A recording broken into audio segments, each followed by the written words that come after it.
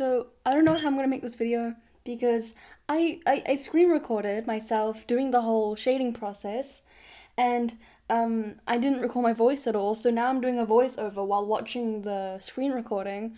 So then I'll just be talking over and making it up as I go along, because I don't really know how to make tutorials. Because like, do you have to watch a tutorial on how to make a tutorial? I don't know.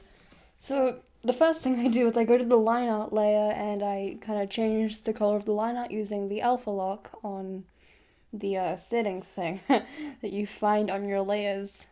But with the color of the line art, you make it like a darker version of the current hair color, see, like, and then you just make it brown, pretty much.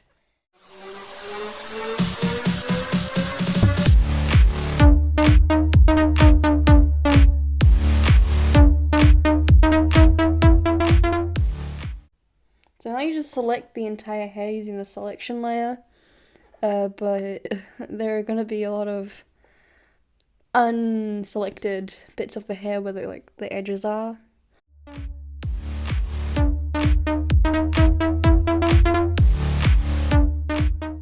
So now you make a new layer and you get the color of the hair and you make it a bit darker.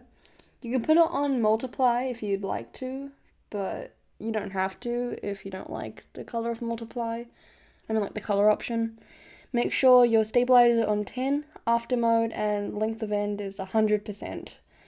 So it looks a bit sharper. But as you can see, I'm using 26, size 26. Also, by the way, I don't usually do art on my phone. I usually do it on a Chromebook that works like a tablet, so I use a stylus. I haven't done a Gacha edit since January, since I quit Gacha editing, and it's just really weird. It's weird to do it. So I'm sorry if this is a really bad tutorial, because this is the first time I've done Gacha editing since January this year. So I just kind of do this thing where as it gets to the edge, I do brush strokes up. And yeah. Also, by the way, this looks very much like another tutorial I saw. It was like Zia Lin. I don't remember their name. So I'm sorry if it looks like their tutorial. Their tutorial helped me a lot, but I did change a lot of the things that they said to do, because I watch a lot of tutorials in speed paint and develop my own style from watching those, and I recommend you do the same, because it seems less like you're copying somebody else's style, and that's not good. So yeah.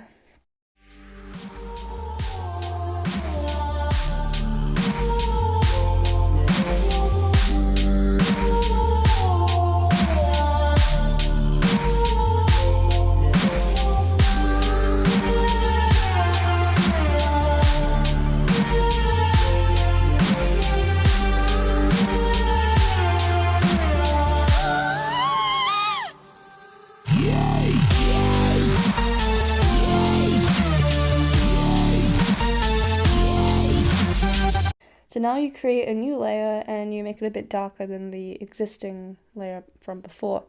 So this is to add more depth to the hair, and hair depth looks really nice. Don't make this layer too big, because the hair doesn't need to look that dark. This is just for depth, okay? Yeah. So when the hair folds, when you do it with clothing, you call it clothing folds. But if it does it with the hair, what do you call it? Hair folds? You don't really fold hair. I don't know my digital art vocabulary. Don't even know if digital art vocabulary is a thing. And if it's not, I'm trademarking it and you cannot steal it. Lol. I'm comedy. This is a pretty simple step, I think. It doesn't need much explaining. Because I don't know what hair you're shading. I'm shading this brown boy's hair. But you could be shading I don't know, some wacky green hair. I don't know. I don't know what you're gonna be shading.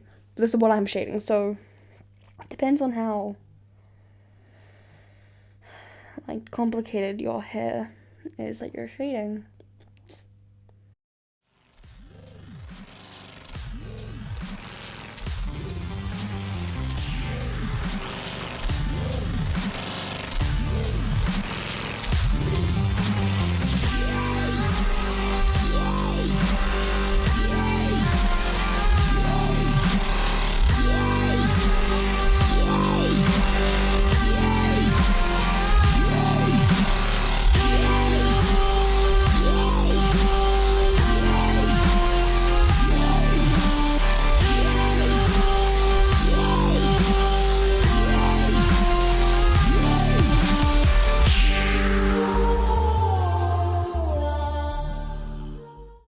once you're done with the depth thing, you turn down the opacity so it doesn't look too strange, I guess.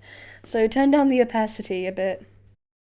So next step, you make a new layer and you put the coloring mode on add, and you get a lighter shade of brown, still a pretty moderate brown.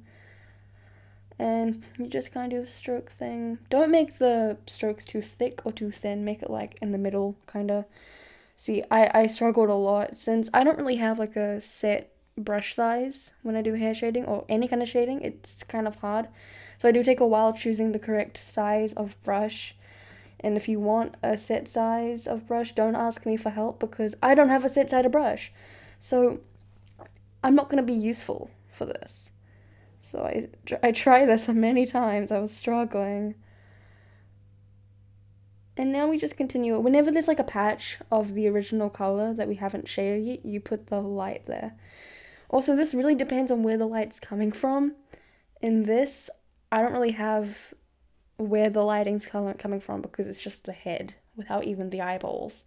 So it's just going to be pretty basic, pretty standard. And once you're done that, make a new layer on add and make the light slightly lighter. And you make it very thin, like 2.5, which is what I'm doing. And you go over it, but this is very bright and it looks very strange. I don't like how unnatural this brightness is, so turn down the opacity once you're done. This is my opinion, by the way. You asked for my tutorial, I'm giving you my tutorial. Some people like bright and blurred stuff, I don't, okay? I like it looking like this. If you say I like the way I shade hair, that's because you shade hair the way that appeals to you the most. It's not because you're egotistical. It's because you've chosen a way that you find the most appealing. So it's not an egotistical thing to like the way you do something because you've adapted to something that that appeals to you. So yeah.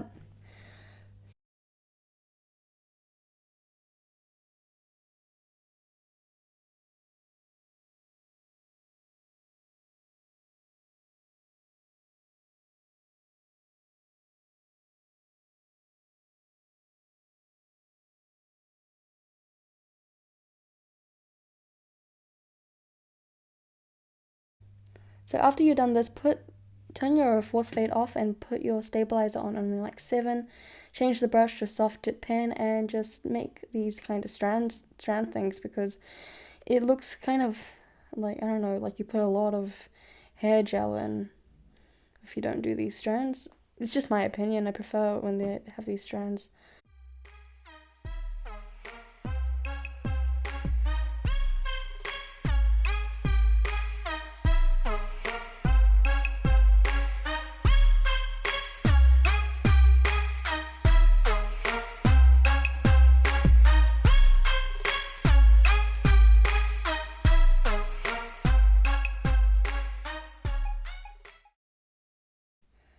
So now select the hair again. You could have done this beforehand. I was just an idiot and decided to do the strands first. You eyedropper the color of the skin tone and airbrush like the fringe. And a lot of anime artists do this and it looks pretty nice in my opinion. So just airbrush the tip of the fringe and then maybe lower the opacity a bit if it doesn't appeal to you as much.